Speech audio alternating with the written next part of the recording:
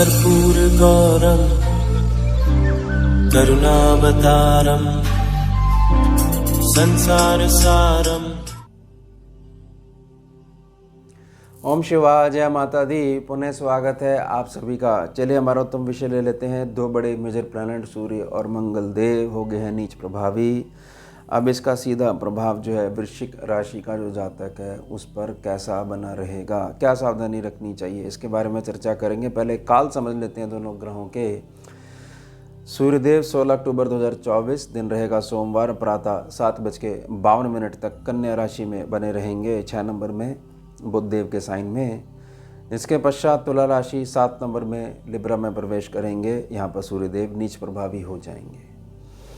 यहाँ पर सूर्यदेव 16 नवंबर 2024 दिन रहेगा शनिवार, प्रातः 7:41 तक बने रहेंगे।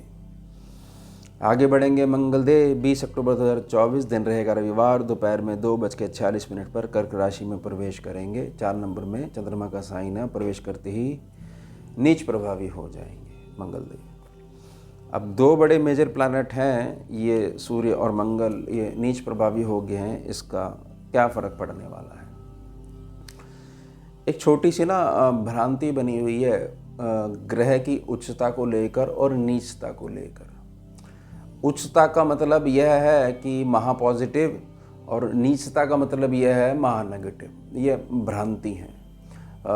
ग्रह तो ग्रह ही है। ग्रह से आने वाले जो प्रभाव हैं वह केवल पृथ्वी पर रहने वाले जो इंसान हैं उनके ऊपर किस तरीके से प्रभाव दे रहे हैं, और प्लस उनकी लगन कुंडली में कितनी जान है। लगन कुंडली होनी चाहिए, उसकी जानकारी होनी चाहिए, तो समझ में आ पाएगा। ये मैथ्स है, ये गणित है, गणित लगाना पड़ता है। इसमें रट्टे नहीं चलते हैं कि इसका मतलब ऐसे होता है तो इसका मतलब ये लगा लीजिए। उच्चता का मतलब यह कभी भी नहीं होता कि ग्रह को छेड़ना ही नहीं है, इसके किसी भी पदार्थ का, वस्तु का, संबंधित चीज़ों का दान नहीं करना है, नहीं तो ग्रह खराब हो जाएगा। ग्रह खराब नहीं हो सकता, बहुत बड़ा होता है ग्रह। आपके जो प्लैनेट अर्थ प्लैनेट है ना, इससे भी कई गुना बड़ा होता है। तो वो मात्र यहाँ दान करने से और वो ग्रह आपका खराब हो जाएगा। और नीच है तो उसको फटाफट उसके दान करने शुरू कर दो, और नहीं तो सब कुछ खराब कर देगा। करते ही रहो। किसी ग्रह के पास अगर 10 शक्तियाँ हैं और 10 की 10 जो है उपयोग में आ रही हैं तो ग्रह उच्च का है। बहुत आसानी से समझिएगा इसको, स्कैनिंग विद्या बड़ी स्पष्ट करा देती है। और नीच का मतलब है 10 में से 5 काम करती हैं। 5 के लिए हमारे को जोर लगाना पड़ेगा।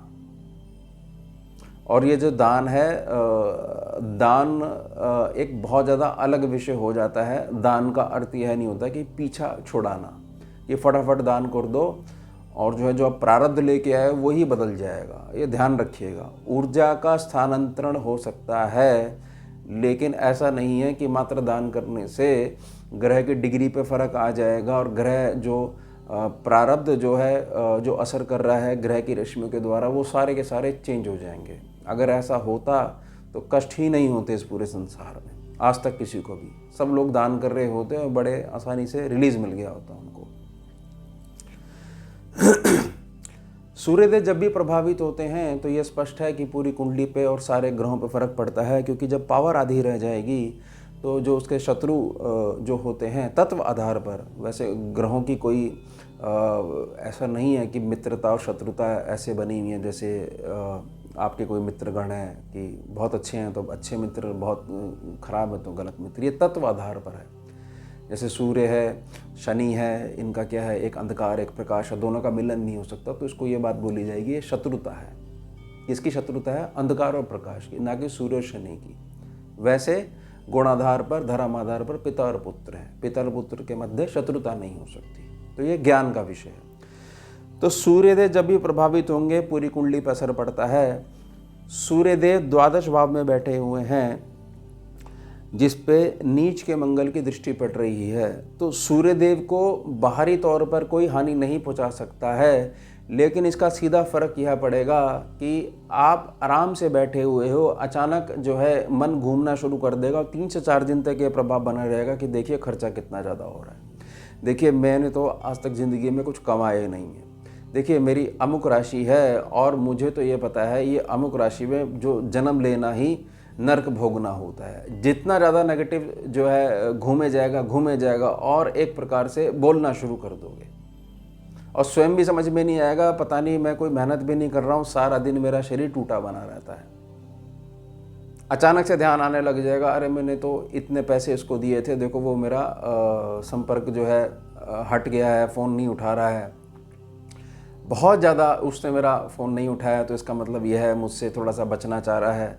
मैं उसके समय पे काम आया था, वो मेरे समय पे काम नहीं आ रहा है। बहुत ज़्यादा बातों में यानी ओवर थिंकिंग जो है वो नेगेटिव रूप में बढ़ जाएगी, लेकिन ये रहेगी 3 से 4 दिन तक। इसलिए प्रार्थना रहेगी कि बातों के ऊपर बातें निकालना बंद कर दीजिएगा।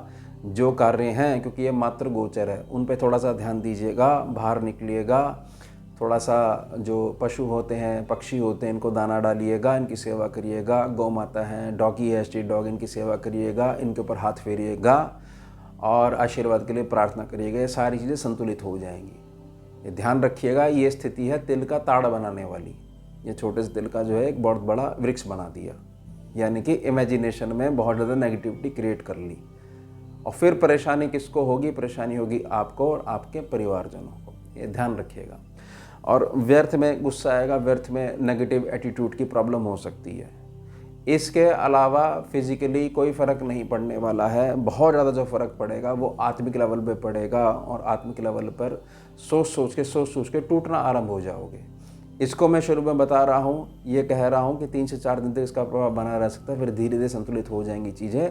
बाहरी तौर पर आपको कोई नुकसान नहीं पहुँचने वाला है, क्योंकि मंगल की दृष्टि पड़ रही है 4थी, और मंगल जो है सूर्यदेव को संरक्षण करेंगे, क्योंकि वही उनके ज्ञान का सोर्स है।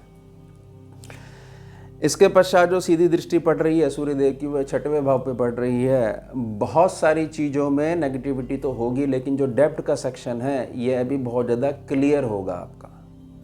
क्लियर होने का मतलब है कि कर्जा, बीमारी, शत्रुता और ख़ास तौर से मानसिक शत्रुता है, इसमें थोड़ा सा आराम आएगा। ये समझ में आएगा कि एकदम से कोई डिसीजन हमने ले लिया था, उसके कारण ऐसा हो गया था। अगर हम पॉजिटिव देखने का प्रयास करते हैं तो स्थिति क्लियर हो जाएगी, लेकिन अगर आंख बंद करके और वो नेगेटिविटी की पट्टी बांधी हुई है तो कोई भी समाधान नहीं निकलेगा। 3-4 दिन के बाद जैसे थोड़ा सा असर कम होने लग जाएगा, जैसे मतलब 16 नवंबर की डेट की तरफ बढ़ने लग जाओगे, तो ये चीज़ें धीरे धीरे शांत होना शुरू हो जाएंगी। एकदम जो पीक लेवल रहेगा वो रहेगा 3 से 4 दिन का, ये ध्यान रखिएगा।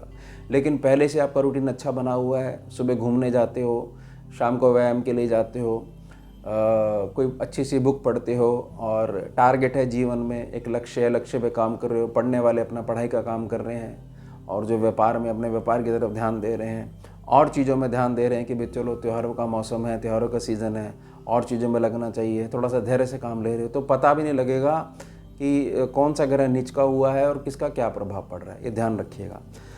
अब मंगल के ऊपर बात कर लेते हैं। मंगल के बाद 2 दृष्टियाँ और हैं, 7वीं और 8वीं। देखिए, मंगल एक ऐसे ग्रह हैं, चाहे नीच के हो जाए, पावर आधी रह जाए, लेकिन मंगल अगर अड़ जाते हैं तो जितने भी ग्रह हैं वो उसके आगे अड़ते नहीं हैं। ध्यान रखिएगा। तो मंगल की पहली दृष्टि पड़ रही है, वो सूर्यदेव को भारी रूप से जो है संरक्षण देगी ही देगी। अब जो 7वीं और 8वीं दृष्टि है वह पड़ रही है मेहनत के स्थान पर और पड़ रही है सुख स्थान पर। अब मंगलदेव कहाँ बैठे हुए? मंगलदेव बैठे हुए भाग्य स्थान पर।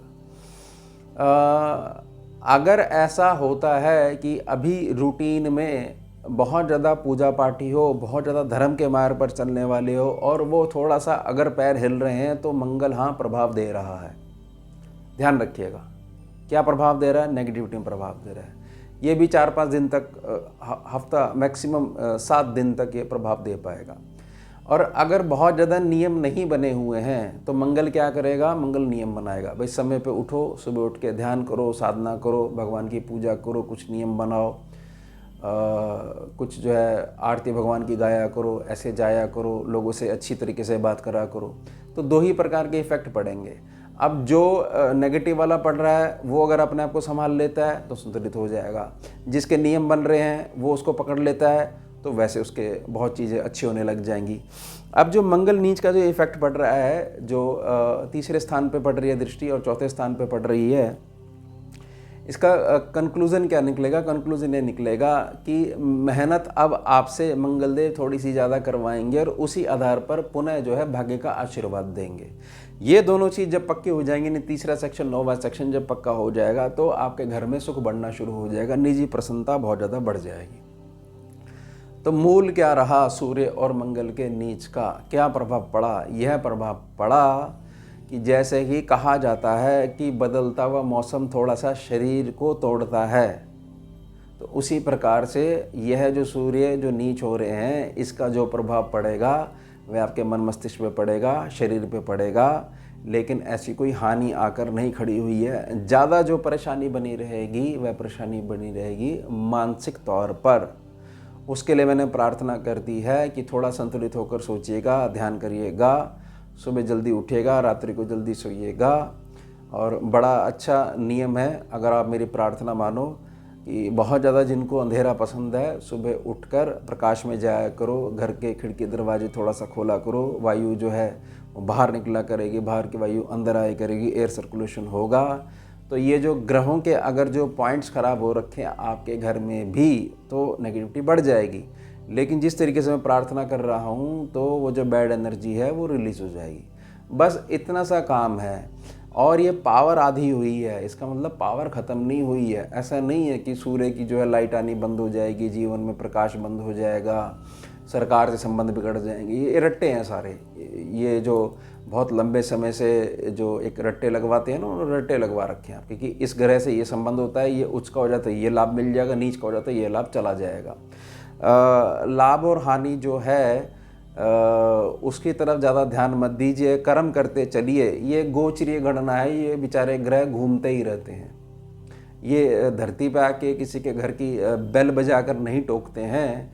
यह जो गोचरीय व्यवस्था है, इसमें हमारे को अपने मन मस्तिष्क स्वास्थ्य में क्या ध्यान रखना चाहिए, कहाँ सावधानी बरतनी चाहिए, केवल इसका ध्यान रखना है। यह आशा नहीं लगानी चाहिए कि गोचर में अगर ये चीज़ हुई है, लाभ है, तो लाभ हमारे घर पे चल के आना चाहिए। बगैर कर्म के तो कुछ भी नहीं हो सकता है। यह तो केवल एक ध्यान रखना होता है, एक थोड़ा सा हमें मोटिवेशनल मिल जाए, यहाँ से ऊर्जा मिल जाए और उसको संकर बनाते हुए हमें आगे बढ़ना होता है। ये ध्यान रखिएगा। मैं हमेशा बहुत सीधे तरीके से समझाने का प्रयास करता हूँ, क्योंकि देखिए इस बात को समझिएगा कि जैसे कि कोई चीज़ आप देख रहे हो, मान लीजिए टेलीविज़न में कोई चीज़ देख रहे हो और आपको ये लगता है, महसूस कर रहे हो कि फील कर पा रहे हो, लेकिन वो चीज़ ना उस पिक्चर में ही बनी रहेगी, वो बाहर निकल के नहीं आ सकती। असल जीवन में पिक्चर तो है नहीं, तो असल जीवन में उस शॉर्टकट का भी काम नहीं आएगा, मेहनत ही करनी पड़ेगी। तो हमारे को ग्रहों की मदद से आगे बढ़ना है, ना कि इस बात में बैठ जाना है कि ग्रह खराब चल रहा है इसलिए कुछ होगा ही नहीं, या ग्रह अच्छा चल रहा है तो कुछ मर्जी कर लो, हमेशा चीज़ें ठीक ही बैठेंगी। ये भ्रांति, इस भ्रांति से बाहर निकल के आई है। इसमें केवल आपके तुक्के लग सकते हैं थोड़े समय के लिए, उसके पश्चात केवल निराशा हाथ लगेगी। तो निजी प्रार्थना रहेगी, बिल्कुल सीधा मार्ग है। इंसान हो, मनुष्य हो, मस्तिष्क का यूज़ करिए, शरीर है, मेहनत करिए, और कोई भी चीज़ ऐसी नहीं है ब्रह्मांड में जिसको प्राप्त नहीं कर सकते हो। ग्रह एक टूल्स हैं, टूल्स की तरह काम करते हैं। गोचर को समझिए और आगे बढ़िए। तो ये हो गया हमारा उत्तम विषय। अब मिलते हैं आपसे अगले भाग में नए विषय के साथ। जुड़िए और जोड़िए। ओम शिवा, जय माता। भुजगेन्द्रहारं कर्पूरगौरं करुणावतारं